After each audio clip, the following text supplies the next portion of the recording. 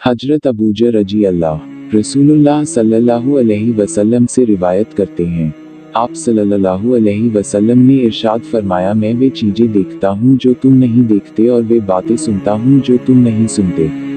आसमान जमते इलाही के बोझ से चरचराता है, जैसे कि चारपाई वगैरह वजन से बोलने लगती हैं। और आसमान का हक है कि वो बोले कि अजमत बोझ बहुत होता है, इसमें 4 उंगलियों के बराबर भी कोई जगह खाली नहीं है जहाँ कोई न कोई फरिश्ता अपनी पेशानी सजदे में अल्लाह ताला के सामने न रखे हुए हो।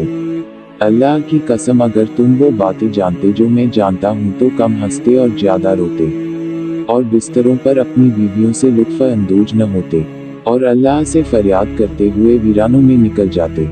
काश मैं एक दरख्त होता जो जड़ से काट दिया जाता। एक और हदीस, नबी करीम सल्लल्लाहु अलैहि वसल्लम ने फरमाया, अल्लाह ताला के 99 नाम है, एक कम 100, जिसने उनको खूब अच्छी तरह याद किया वो जन्नत में जाएगा।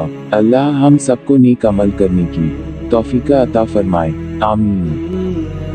दोस्तों, अगर आपको हमारी वीडियो अच्छी लगती है तो आपसे गुजारिश है, चैनल को जरूर सब्सक्राइब कीजिए और बेल आइकन को प्रेस कर दीजिए।